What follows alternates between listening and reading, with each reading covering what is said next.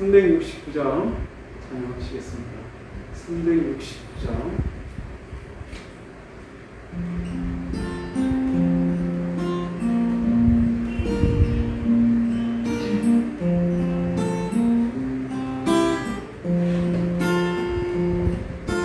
죄짐 맡은 우리 구주 어찌 좋은 친구인지 걱정 근심 무거운지 우리 주께 맡기세 주께 구함 없는 고로 복을 받지 못하네 사람들이 어찌하여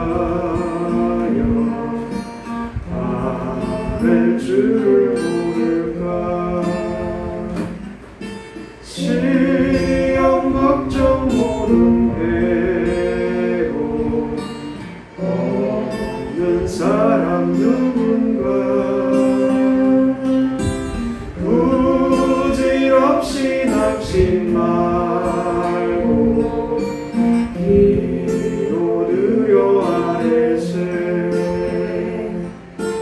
이런 진실하신 친구 찾아볼 수 있을까 우리 약감하시오니 어찌 아니하리까 근심 걱정 무거운지 아니 진짜 누군가 비난처럼 우리 예수 주께 기도드리세 세상 친구 멸시하고 너를 조롱하여도 예수 품에 안기었어 참된 위로받겠네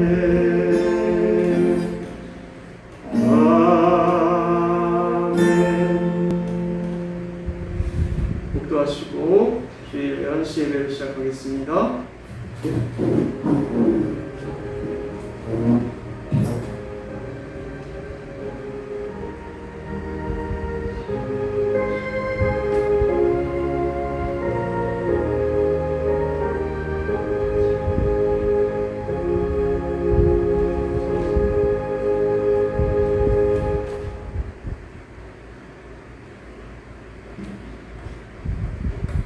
그러므로 형제들아 내가 하나님의 모든 자비하심으로 너희를 권하노니 너희 몸을 하나님이 기뻐하시는 거룩한 산 제물로 드리라 이는 너희가 드릴 영적 예배니라 너희는 이 세대를 본받지 말고 오직 마음을 새롭게 함으로 변화를 받아 하나님의 선하시고 기뻐하시고 온전하신 뜻이 무엇인지 분별하도록 하라.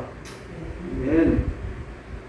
전능하시고 영원하신 하나님 성령의 역사하심으로 모든 마음이 주께 열려지게 하시고 주님께로부터 비밀이 드러나게 하시고 우리 마음의 생각을 정결하게 하셔서 우리가 주님을 온전히 사랑하게 하시고 주의 거룩한 이름을 마음껏 찬미하게 하옵소서. 우리 주 예수님의 이름으로 기도합니다. 아멘. 1장 찬송합니다. 1장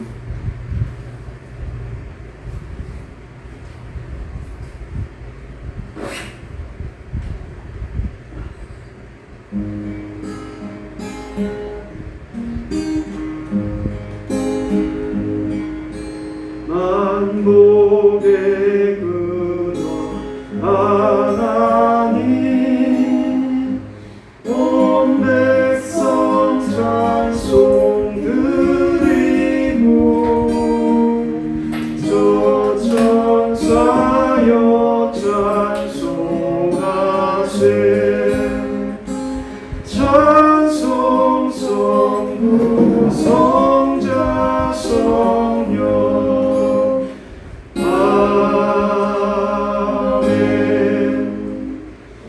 순종으로 우리의 믿음을 고백합니다.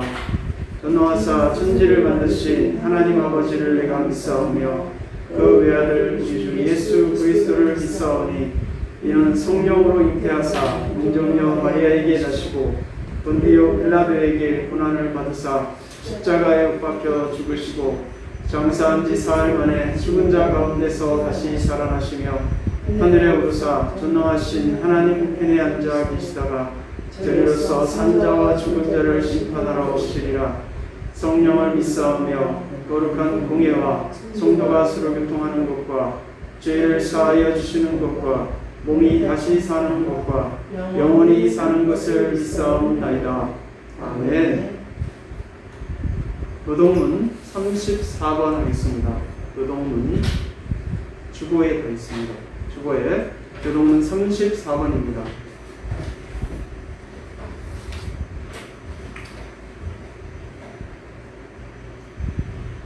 노동문 34번 시편 81편입니다. 우리의 능력이 되시는 하나님을 향하여 기쁘게 노래하며 야곱의 하나님을 향하여 즐거이 소리칠지어다. 씨를 풀고 소고를 치고 안당 수금에 깃발을 아울지어다. 초하루와 보름과 우리의 명절에 나팔을 불지어다. 이는 이스라엘의 율례요 야곱의 하나님의 규례이다. 하나님이 애굽 땅을 치러 나가시던 때에 요셉의 족속 중에 이를 정부로 세우셨도다. 거기서 내가 알지 못하던 말씀을 들었나니 이르시되 내가 그의 어깨에 짐을 벗기고 그의 손에서 방주를 놓게 하였도다. 내가 고난 중에 부르짖음에 내가 너를 건졌고 이레스도의 은빛나는 곳에서 내게 응답하며 우리가 물가에서 너를 시험하였도다. 내 백성이여 들으라. 내가 내게 정언하리라. 이스라엘이여 내게 듣기를 원하노라. 너희 중에 다른 신을 두지 말며 이방신에게 정하지 말지어다. 나는 너를 애굽 땅에서 인도하여 낸 여호와 내 하나님이니 내 입을 크게 열라. 내가 채우리라 하였으나 내 백성이 내 소리를 듣지 아니하며 이스라엘이 나를 원하지 아니하였도다. 아멘. 함께 앉아주시기 바랍니다. 41장 조금 생소한 찬양일 수 있습니다. 41장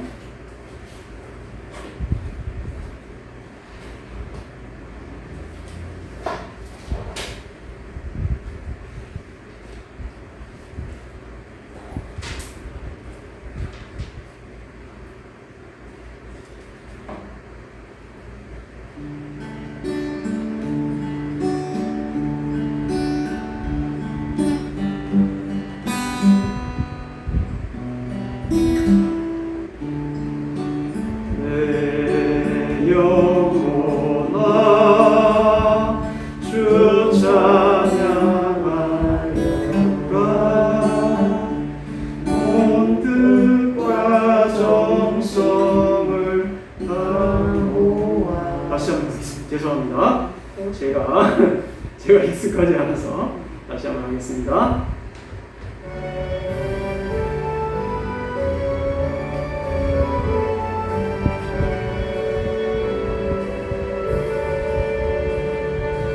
내 영혼아 주 찬양하여라. 온 뜻과 정성을 모아서 사랑과 은혜 풍성하시니 주 안에 참된 기쁨이 넘치도다. 내 영혼아 주 찬양하여라. 그 팔과 행하신 그의 영혼 인자와 정의 풍성하시니 온 세상 모두 알리라. 세세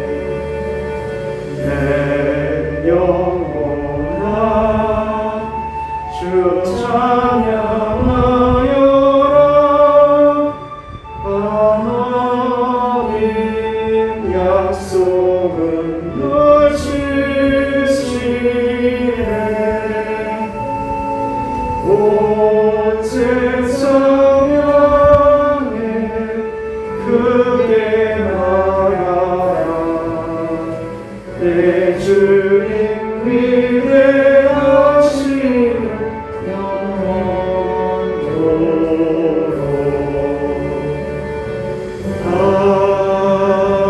아멘. 고양이 전사님 기도를 기도하겠습니다. 기도합니다. 살아계신 하나님 아버지, 오늘도 주님의 날에 주님의 성경을 기억하며 이렇게 예배드릴 수 있도록 은혜 주셔서 감사합니다. 또 한 주 동안도 코로나와 여러 가지 어려움 속에 우리 백성들을 지켜주시고 보호하신 은혜에도 너무나 감사합니다. 그럼에도 불구하고 우리가 하나님을 기억하지 못하고 우리가 알든 모르든 여러 가지 죄악들을 저질렀던 우리의 모습을 오직 예수님의 보혈로 용서하여 주시고 깨끗게 하셔서 이 시간 온전한 예배자로 주님 앞에 예배드릴 수 있도록 주님 한량한 은혜를 베풀어 주시옵소서. 이 시간에 또한 우리가 예배드릴 때에 온전한 말씀을 듣습니다. 우리의 마음을 활짝 열려서 주의 말씀을 깨달을 수 있게 도와주시고 그 말씀대로 살아날 수 있는 은혜를 부어 주시옵소서.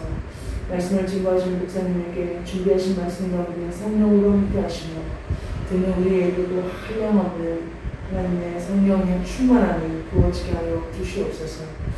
울산 샬롬교회를 기억하여 주시고 이 지역 안에 세우셨사오니 주님 이 지역 안에 구원받아야 될 자들에게 복된 복음의 소식을 듣게 하시며 또 전하고 복음을 듣고 또 복음을 가르치고 세우는 일에 충성할 수 있는 울산 샬롬교회가 되게 하여 주시옵소서.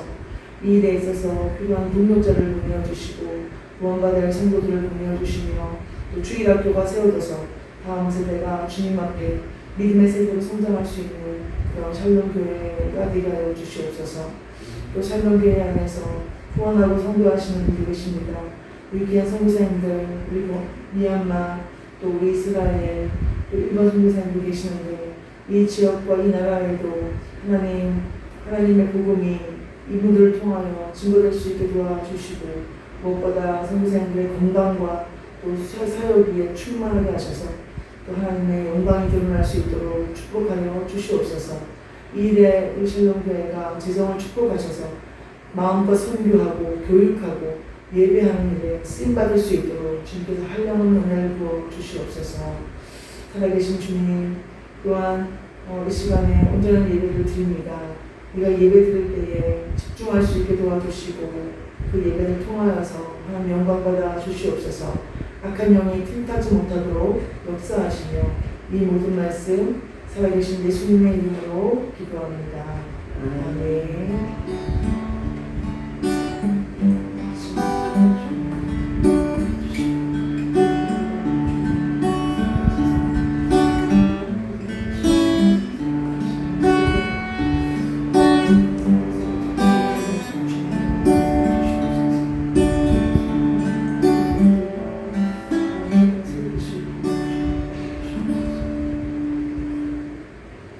전성록 83장 보겠습니다.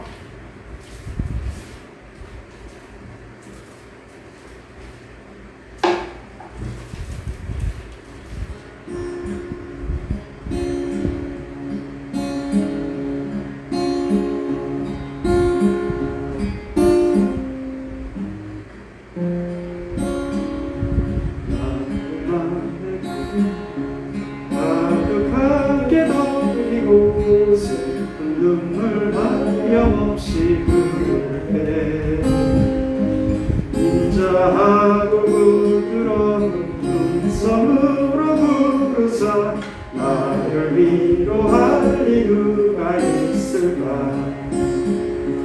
주 예수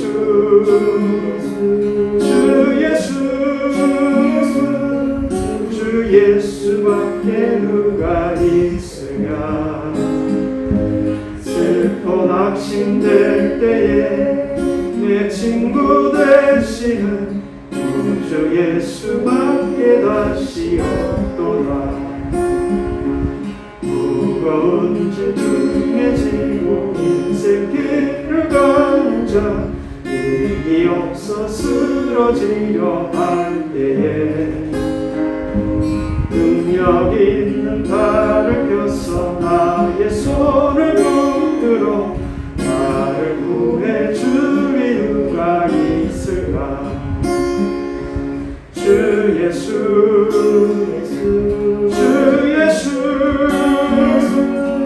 주 예수밖에 누가 있으며 슬퍼 낙심될 때에 내 친구 되시는 주 예수밖에 다시 없도다.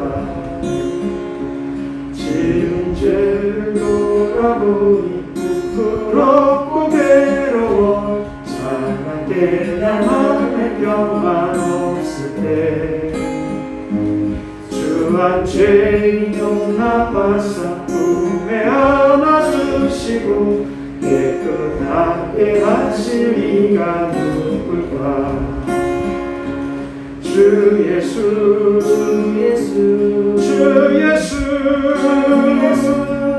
주 예수밖에 누가 있으랴. 슬퍼 낙심될 때에 내 친구 되시는 주 예수밖에 다시 없도다. 무언가를 건너가서 시온성을 향할 때 나와 항상 동행하리 누굴까. 두려움의 검은 구름 모두 헤쳐버리고 나의 갈 길 인도할 이 누굴까.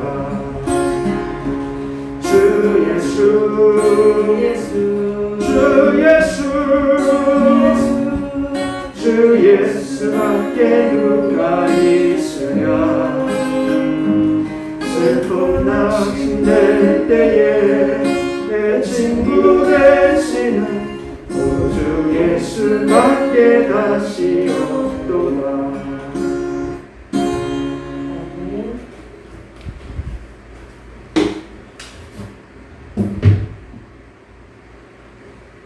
오늘 하나님의 말씀은 누가복음 19장 28절부터 48절까지입니다. 누가복음 19장 28절부터 48절까지 말씀입니다.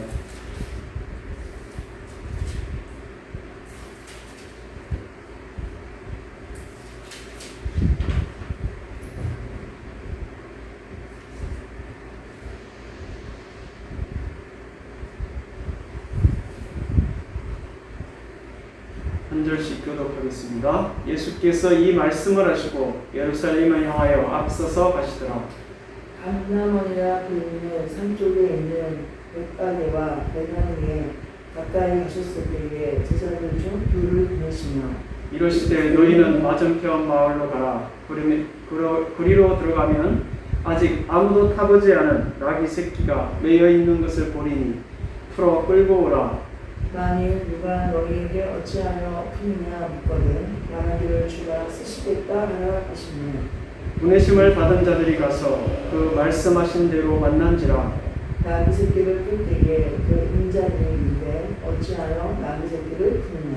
대답하되 주께서 쓰시겠다 하고 그것을 예수께로 끌고 와서 자기들의 겉옷을 나귀 새끼 위에 걸쳐놓고 예수를 태우니 하실 때 그들이 자기의 겉옷을 길에 펴더라. 이미 감람산 내리막길에 가까이 오시며 제자의 온 무리가 자기들의 본바 모든 행한 일로 인하여 기뻐하며 큰 소리로 하나님을 찬양하여 이르되 찬송하리로다. 주의 이름으로 오시는 왕이여 하늘에는 평화여 가장 높은 곳에는 영광이로다 하니.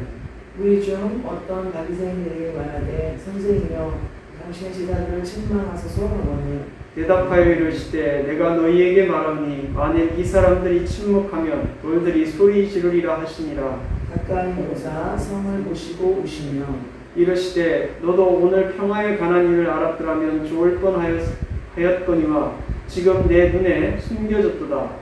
나의 길을 지나 내 원수들이 돌tum을 쌓고 너를 둘러 산으로 가두고 또 너와 및 그 가운데 있는 네 자식들을 땅에 메어치며 돌 하나도 돌 위에 남기지 아니하리니 이는 내가 보살핌 받은 않는 나를 알지 못함을 인함이니라. 성전에 들어가사 장사하는 자들을 놓쳐주시며 그들에게 이르시되 기록된 바 내 집은 기도하는 집이 되리라 하였거늘 너희는 강도의 소굴을 만들었도다 하시니라. 예수께서 날마다 성전에서 가르치시니 대지사들과 술관들과 백성의 지도들이 그를 죽이려고 피하되 백성이 다 그에게 귀를 기울여 들으므로 어찌할 강도를 찾지 못하였더라. 아멘. 오늘 이제 주보에 제가 설교할 게 미리 본문이 조금 인쇄되어 있습니다. 전부 다는 아니고요. 간략하게 인쇄되어 있습니다. 주의 이름으로 오시는 왕이라는 말씀의 제목으로 은혜를 나누고자 합니다. 만약 내가 내 것이라고 알고 있는 이 물건에 대해서 누군가가 나타나서 이것은 제 것입니다 라고 자기의 소유를 주장한다면 그 물건을 쓰고 있던 사람은 얼마나 황당하겠습니까? 그런데 혹시 그것이 그 주장하는 사람의 것이 맞다면 그 주인에게 돌려줘야 할 것인지도 모릅니다. 우리가 사는 이 세상에 참 주인은 누구일까요? 오늘 전할 말씀이 어쩌면 주가 쓰시겠다, 주의 이름으로 오시는 왕, 성전 청결, 요 세 가지를 살펴보겠습니다. 첫 번째, 28절부터 34절입니다. 주가 쓰시겠다. 예수님께서 감난산이라는 산에 가까이 오셨을 때에 제자 중에 둘을 맞은편 마을로 보내신 것은 예수님께서 말씀하실 일에 대한 두 사람의 증인의 증거를 주기 위함이었다고 봅니다. 아무도 타지 않은 나귀 새끼가 건너편 마을에 매여 있다라고 하신 것은 예수님께서 그곳에 가서 친히 확인해 보는 것이 아니라 보지 않고도 그곳에 나귀 새끼가 매여 지금 기다리고 있다는 것을 예수님께서 알고 계시다는 하나님과 같은 신적인 능력을 가지신 분이라는 것을 말씀하시고 있는 것입니다. 예수님은 멀리 떨어져 있는 곳에 일어난 일도 아신 전지하신 전능하신 하나님이신 것입니다. 예수님께서 나귀 새끼를 타고 예루살렘에 올라가기를 원하셨습니다. 이는 구약 성경의 스가랴서와 또 마태복음 21장에 나와 있지만 구약 성경에 기록된 대로 나귀 새끼를 타고 오실 메시아의 예언을 성취하시는 그 성취도 있습니다. 그러나 또 여기에는 예수님의 겸손함도 있습니다. 이스라엘에 호랑이가 살지는 않겠죠. 중동에 호랑이가 있다는 것은 좀 못 들어봤고요. 호랑이와 또 사자와 같은 짐승의 왕 같은 맹수들을 타시지 않고 또 잘 달리는 말을 타시지도 않고 그냥 하찮게 부리는 집에 돈이 조금 있는 사람들은 누구나 가지고 있는 나귀, 짐이나 나르고 주인의 그냥 가자 하면 가고 아무것도 값어치가 없어 보이는 나귀에, 그것도 어미로부터 태어나서 아직 한 번도 짐을 져본 적이 없는 어린 나귀 새끼를 타신 것은 예수님의 겸손을 나타냅니다. 다른 사람의 나귀 새끼를 타고 가신 것은 이 세상에 아무것도 가지고 계신 것이 없는 예수님의 가난함도 보이고 있습니다. 예수님은 이 땅을 창조하신 전능하신 하나님, 온 세상을 다스리시는 하나님과 같으신 분이신데 이 세상에서는 나귀 새끼 한 마리도 소유하지 않고 온 우주를 다스리시는 그 분께서 매여있는 나귀 새끼를 제자들에게 끌어오라고 하신 것입니다. 31절 보내심을 받은 자들은 가서 예수님께서 말씀하신 대로 만났습니다. 주께서 쓰시겠다는 말은 예수님께서 나귀 새끼의 진짜 주인이 되심을 나타내고 있습니다. 예수님은 나귀 새끼의 주인일 뿐 아니라 이 세상 만물의 참 주인이십니다. 그는 하나님이십니다. 하나님 외에 누가 이 세상의 주인이 될 수 있습니까? 우리의 모든 소유의 주인은 내가 아닙니다.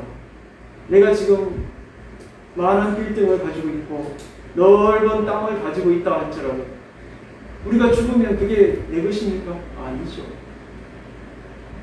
잠시 하나님께서 나에게 맡기신 우리는 관리자일 뿐입니다. 청지기일 뿐인 것입니다. 오직 하나님만이 우리 이 세상과 인생의 참 주인이 되십니다. 요한복음 1장 3절에 만물이 그로 말미암아 지은 바 되었으니 지은 것이 하나도 그가 없이는 된 것이 없느니라. 나귀뿐 아니라 이 세상의 모든 것이 하나님의 영광을 위하여 사용되어져야 합니다. 골로새서 1장 16절 만물이 다 그로 말미암고 그를 위하여 창조되었고 라고 하셨습니다. 주가 쓰시겠다고 하신 예수님의 말씀, 예수님께서 나귀 새끼의 진짜 주인일 뿐 아니라 이 세상의 만물의 주인이심을 선포하신 것입니다.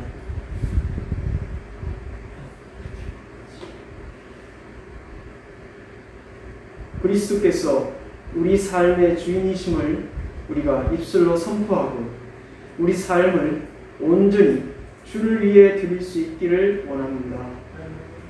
제자들이 자신들의 겉옷을 나귀 등과 길가에 깔아주듯 주를 섬겼듯이 그리스도를 우리의 삶의 주인으로 맞이할 수 있기를, 선포할 수 있기를, 그래서 온전히 주님께 헌신한 저와 여러분 되시기를 바랍니다.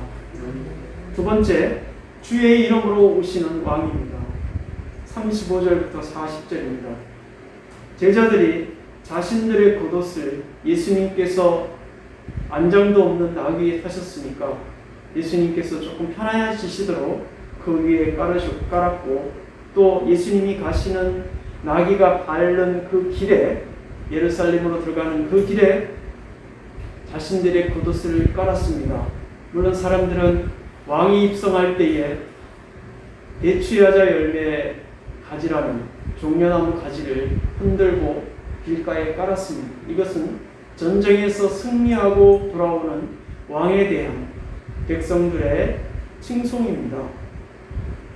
왕으로 오시는 이여, 이렇게 찬송하며 오는 왕을 찬양하고 높였습니다.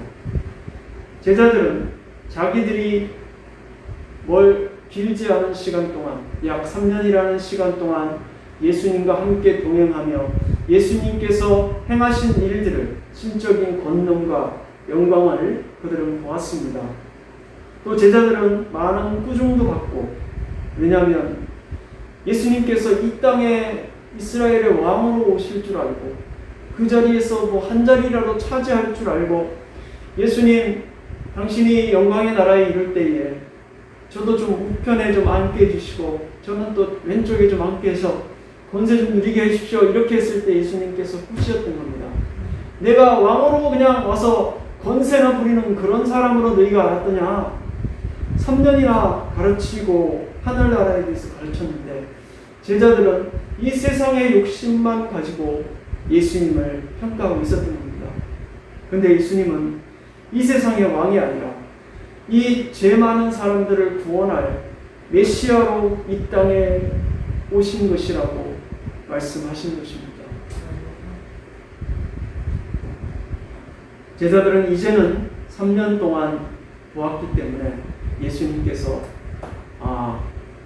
이 땅을 다스릴 왕으로 오신 것이 아니라 뭔가 영혼을 구원하는 일에 쓰임받는 사명을 행하시려고 이 땅에 오신 거구나 라고 완전히 깨닫지는 못했지만 어느 정도 이제 짐작은 하고 있었고, 이제 그 기적들로 인해서 이제는 예수님을 높일 수 있었던 겁니다. 찬송하리로다. 주의 이름으로 오시는 이 왕이요, 하늘에는 평화요, 가장 높은 곳에서는 영광이로다 라고 찬양했습니다. 제자들은 예수께서 행하신 기적의 증인들이고, 그 기적들이 예수님께서 이 땅에 오신 하나님의 아들이심을, 그리스도이심을 나타내었던 것입니다. 주의 이름으로 오시는 왕은 구약 성경에 약속된 메시아를 가리킵니다. 예레미야 23장 5절, 때가 이르리니 내가 다윗에게 한 의로운 가지를 일으킬 것이라. 그가 왕이 되어 지혜롭게 행사하며.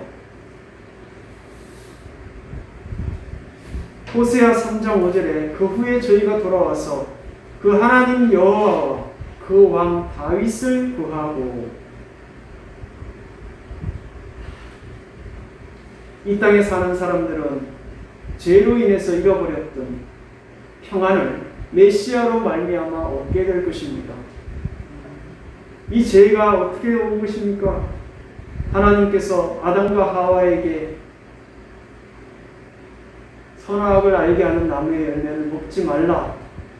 그들이 이 명령을 어겼기 때문에 이 아담 이후에 태어나는 모든 사람들이 죄인으로 태어나는 것인데, 예수님께서 그 죄로 사망에 매여서 지옥 갈 인생을 그리스도께서 십자가의 죽으심으로 구원하시기 위해서 이 땅에 오신 것입니다.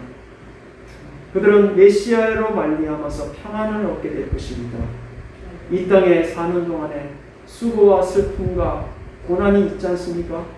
내가 내 죄로 인해서 또 나의 실수로 인해서 많은 사람들의 상처를 주었다면 내가 마음에 평안이 없고 어떡하지 가슴을 칠 것이지만, 그러나 큰 죄가 없음에도 불구하고 하나님, 저는 죄인입니다, 나를 용서해 주십시오, 이렇게 치는 사람도 있을 겁니다.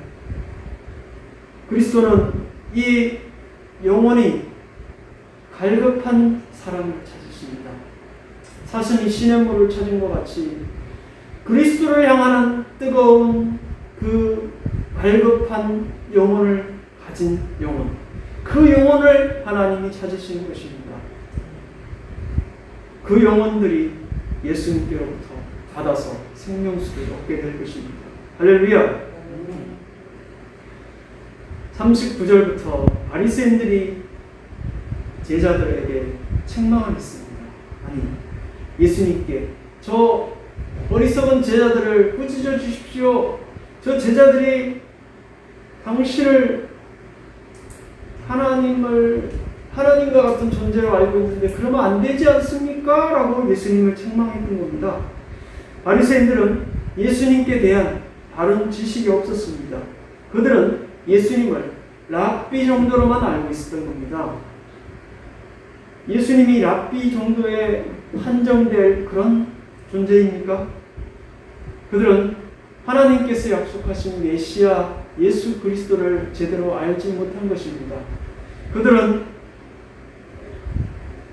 랍비 정도로 알고 그냥 이스라엘의 뛰어난 선생 중에 한 사람으로 알았지만, 실상은 예수님께서 이스라엘뿐 아니라 온 세상을 구원할 메시아로 모시고 그를 믿는 자는 생명을 얻게 하시는 그런 구원자로 오셨는데, 바리새인들은 예수님을 제자들에게 잘못 가르쳤다고 지금 책망하고 있는 겁니다. 돌들이 소리 지르라고 예수님 말씀했습니다. 하나님께서는 돌과 같은 이 이방인인 우리들에게도 구원의 은혜를 주신 것입니다. 41절부터 44절에 예루살렘을 향하여 울었습니다. 예수님께서 돌 하나도 돌 위에 남기지 않고 심판을 받을 성이라고 애통하셨습니다. 예수님께서 예루살렘 성을 보시고 우셨습니다. 예루살렘 성을 보시고 우신 것은 그 성이 얼마 후에, 약 40년 후에 멸망받을 것을 아셨기 때문입니다. 참 평화는 하나님과의 화목에서 나옵니다. 예루살렘의 지도자들은 하나님 앞에서 죄를 지었고 그 보내신 아들 그리스도를 죽이려 하고 있었습니다. 바리새인들과 사두개인 종교 지도자들은 예수님을 어떻게 하면 죽게 할까? 예수님이 죽으면 복음을 외치지 못하게 되니 그를 죽이면 이제는 내가 하고 싶은 대로 할 것이다. 저가 나의 잘못과 죄악에 대해서 지적하는데 이제는 나를 지적할 자가 없을 거다. 그 선지자를 죽여야 되겠다. 이런 일들이 이스라엘 역사에 계속되었습니다. 선지자들이 자기의 죄에 대해서 통일히 지적을 하면 악한 사람들은 그 선지자들을 돌팔매질하고 돌로 죽였고 또 톱으로 펴서 죽였고, 그런데 지금 그 예수 그리스도를 또다시 죽이려 하고 모의하고 있던 것입니다. 70년경에 로마 장군 디도에 의해서 예루살렘이 멸망이 되었는데 예수님 말씀하신 것처럼 철저하게 파괴되었습니다. 예루살렘 성전과 예루살렘 성이 철저하게 파괴되었습니다. 예루살렘 성은 한 3번 정도 건축이 되었습니다. 무너진 성을 바벨론 포로에서 돌아와서 한 번 지었고, 또 헤롯이 지었고, 그 멋있고 아름다운 그 성전이 다 무너지고 성전을 쌓고 있던 금 같은 것도 벗겨내고 철저하게 파괴되었습니다. 그 땅에 사는 사람들 온 천지로 도망다니고 유랑하였고, 어디로 갔는지 성전과 집들은 다 태워졌고 무너졌고, 자녀들이 죽임을 당하고 자신들도 죽고 아내도 죽고 없을 짓도 당하고 그렇게 파괴되었습니다. 그들이 메시아를 거절하고 죽인 결과는 이렇게 비참한 일을 당했던 것입니다. 제자들은 자신들의 겉옷을 나귀의 등에 깔아서 안장으로 삼고 가시는 길 위에 깔아 밟고 지나가시게 했습니다. 그리스도를 향한 경외심과 존경을 볼 수 있습니다. 제자들은 그리스도의 신적인 능력을 보았던 증인이 되었고, 그 기적들로 인해서 그리스도를 하나님으로 신적인 존재로 알고 영접한 것입니다. 그리스도는 예레미야와 이사야서 구약 성경에 예언된 다윗의 자손으로 이스라엘을 구원할 메시아로 이 땅에 오셨습니다. 이스라엘뿐 아니라 온 세상을 구원할 구원자로 이 땅에 오신 그리스도께 예배와 삶을 통해서 합당한 존경과 찬양을 하는 그런 우리들이 되기를 원합니다. 세 번째, 45절부터 48절 성전 청결을 하셨습니다. 예수님께서는 성전에 들어가셔서 그 안에서 물건을 사고 파는 자들을 내쫓으셨습니다. 한전하는 한전성들의 상을 엎어버리셨고요. 먼 곳에서 예루살렘 성에서 1년에 한 3번 정도 모든 남자들이, 성인 남자들이 와서 하나님께 제사를 했기 때문에 먼 데서는 이 양이나 염소를 끌고 올 수가 없잖아요. 그래서 예루살렘에서 사서 들어갔는데, 예루살렘 성 안에 대제사장과 제사장들과 결탁한 상인들이 판을 치고 있었던 겁니다. 하나님을 제사하는 성전이 장사꾼들의 소굴로 변한 것을 보시고 예수님께서 채찍을 들어서 그 상을 들어 엎으신 것입니다.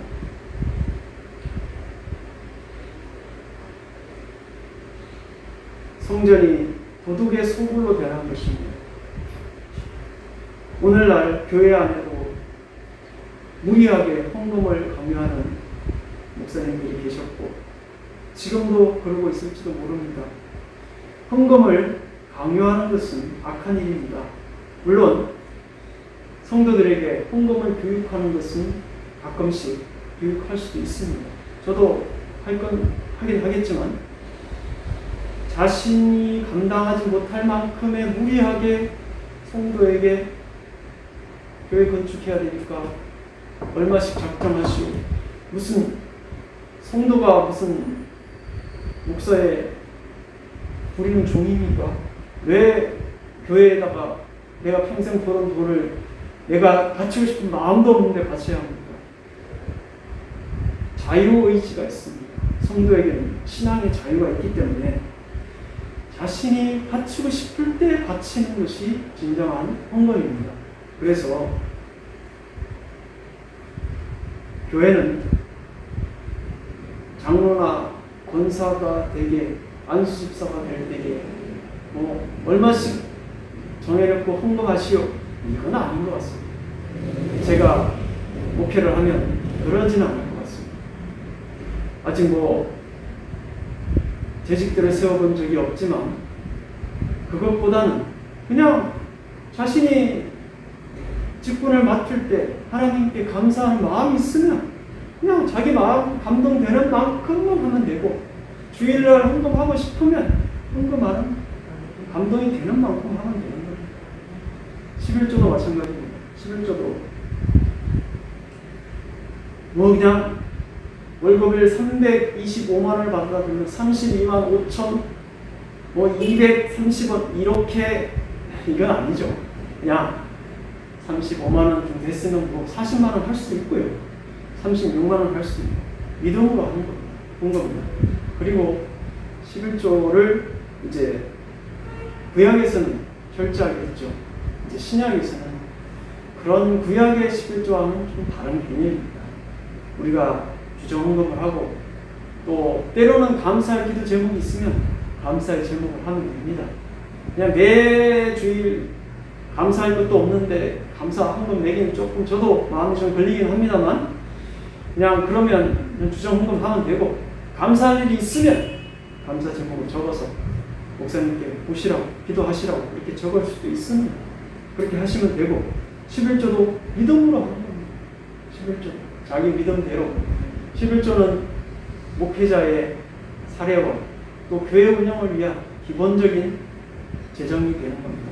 그래서 목회자를 성도를 돌보고 목양하는 목회자가 너무 빈곤하면 교회의 덕을 가리잖아요. 그렇죠? 하나님의 영광 가립니다.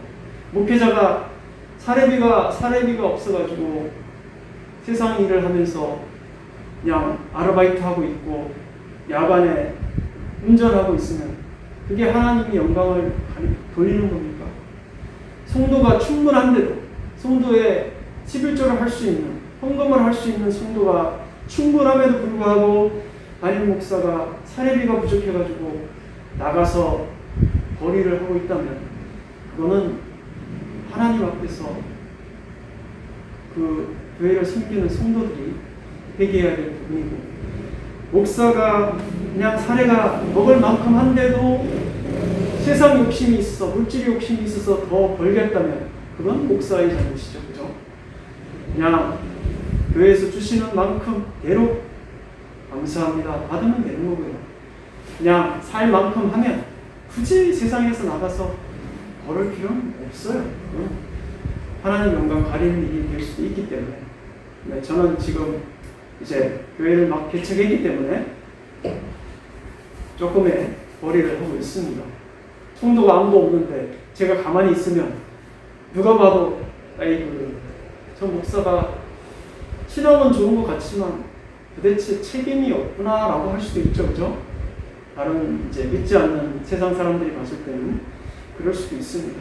그러나 이제 어느 정도 성도들이 헌금을 할 수 있는 성도들이 와서 헌금을 한다면 이제 나가서 돈을 벌기보다는 말씀을 연구하는 그다음에 성도를 위해서 기도하고 너의 말씀을 깊이 묵상해서 영혼들에게 갈급한 하나님의 생명수를 나눠주기에도 부족하잖아요. 그렇죠? 그렇게 해야 될 겁니다. 예수님께서는 이 성전에서 채찍을 내리치시고 못하게 했습니다. 예수님은 인자하신 분임에도 불구하고 하나님을 숨기는 성전이 장사꾼들의 소굴이 되는 것을 원치 않으셨습니다. 성전 청결은 중요한 것입니다. 교회의 순수성을 지키기 위한 노력을 우리가 해야 될 줄 믿습니다. 교회에서 교리적인 오류가 있고 교회에 윤리적인 문제가 생기고 교회가 교회답지 못하면 개혁해야죠. 교회가 순수하게 돌아가야 된다라고 주장을 해야 될 겁니다. 교회는 하나님께 예배하는 곳입니다. 그리고 교육하는 곳이고 성도의 교제를 나누는 곳이고 또 이 사회를 향하여서 봉사하는 곳이고 전도와 선교를 하는 곳이고 아픈 사람들을 돌봐주는 곳입니다. 그것이 교회의 일이지만 교회에서 가장 중요한 사역은 예배죠. 가장 본질적인 사역은 예배입니다. 그것에 충실하되 교회가 할 수 있는 일들은 조금씩 나누어서 해야 될 겁니다. 그러한 우리의 교회의 모습이 되기를 원합니다. 성전에서 날마다 가르치셨습니다. 설교와 가르침은 예수님의 사명입니다. 대제사장들과 서기관들과 백성의 지도자들은 그런 예수님을 죽이려고 깨했습니다. 사람들이 예수님을 랍비라고 선생이라고 존경하니까 그 사람들이 모인 자리에서는 예수님을 어찌할 수가 없는 겁니다. 그냥 기다리고 있는 때를 기다리고 예수님을 죽이려고 그들은 꾀를 내고 있습니다. 그리스도는 장사꾼의 소굴이 된 성전을 정결하게 하시고 날마다 성전에서 가르치셨습니다. 교회는 순수성을 회복하고 온전히 하나님을 예배하는 세상을 섬기는 그러한 교회가 되어야 주십니다. 그리스도께서 성전을 정결케 하시고 성전에서 가르치신 것처럼 교회의 순수성을 회복하고 온전히 하나님을 예배하고 세상을 섬기는 교회가 되기를 원합니다. 제자들이 자신들의 겉옷을 나귀의 등과 길가에 깔아 주를 섬겼듯이 그리스도를 우리 삶의 주인으로 선포하고 온전히 주님께 헌신하기를 원합니다. 이스라엘뿐 아니라 온 세상을 구원할 메시아로 이 땅에 오신 그리스도께 예배와 우리의 삶을 통해서 합당한 경배와 찬양을 할 수 있기를 원합니다. 그리스도께서 성전을 청결케 하시고 날마다 성전에서 가르치신 것처럼 교회의 순수성을 회복하고 온전히 하나님을 예배하고 세상을 섬기는 그러한 교회가 될 수 있기를 주의 이름으로 축원합니다.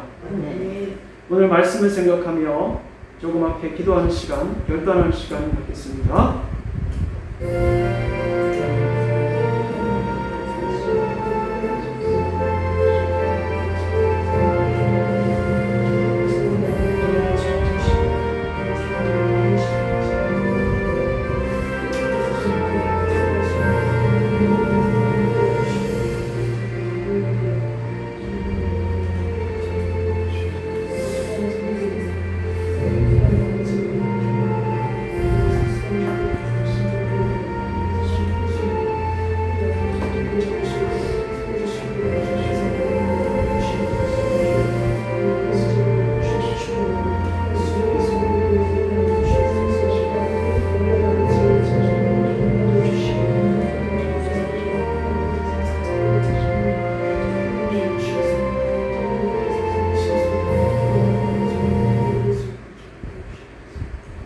전능하신 하나님, 제자들이 자신들의 겉옷을 나귀 안장과 길가에 깔아서 왕으로 오신 그리스도를 섬긴 것처럼 그리스도를 우리의 삶의 주인으로 선포하고 온전히 주님께 헌신하게 하옵소서. 아멘. 온 세상을 구원할 구원자로 오신 그리스도께 예배와 우리의 삶을 통해서 합당한 존경과 찬양을 올릴 수 있게 하여 주옵소서.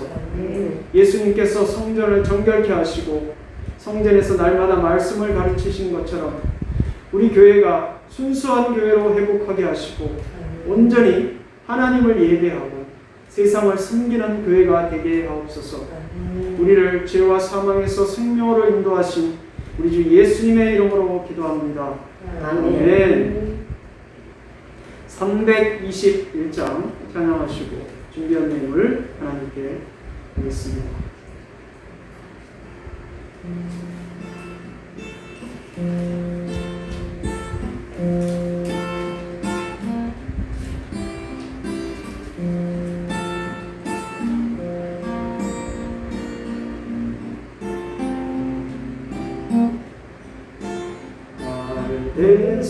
대속하신 예수께 내 생명 모두 드리니 늘 진실하게 하소서. 내 구주 예수여 나 구주 위에 살리라. 내 기쁨 한량없으리. 갈 길 놓아소서. 내 구주 예수여 날 구원하신 예수를 일평생 의지하오니 날 영접하여 주소서. 내 구주 예수여 구주 위에 살리라. 내 기쁨 한량없으리. 내 갈 길이 놓아소서.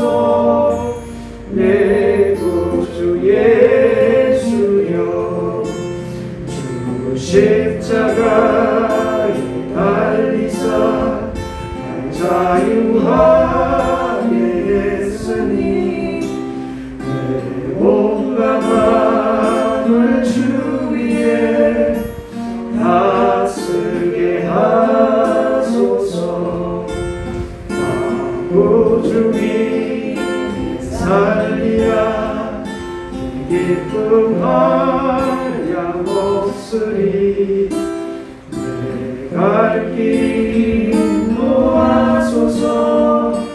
내 구주 예수여 주 십자가에 달리사 자유하게 했으니 내 몸과 마음을 주 위에 다스게 하소서. 나 구주 위에 살리라. 내 기쁨 한량없으리. 내 갈 길이 도와소서.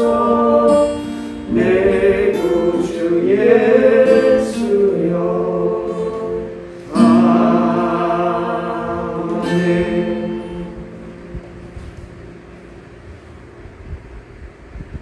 하늘에 계신 하나님 아버지, 그리스도를 통해서 모든 것을 우리에게 아낌없이 주신 주의 은혜를 감사합니다. 우리가 가져온 이 헌물을 받으시고 또한 우리의 전체를 주님께 온전히 바치도록 은혜를 주옵소서. 우리의 헌물과 재능을 하늘나라의 영광을 위하여 써 주시옵소서.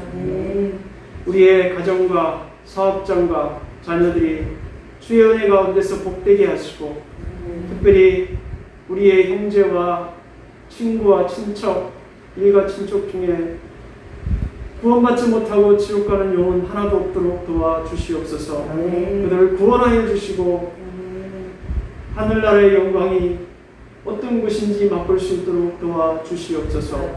우리 주 예수님의 이름으로 기도합니다. 아멘.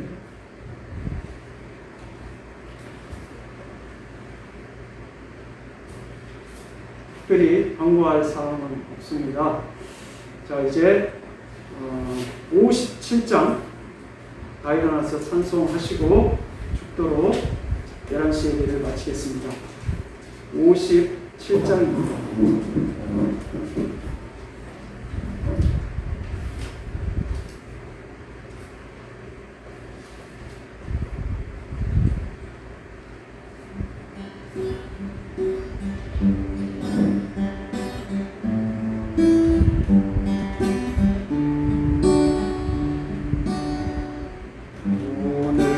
주신 말씀에 세이 얻어서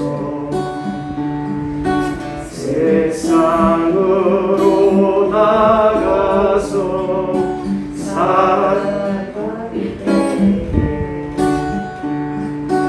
나 혼자 힘으로 널 부족하오니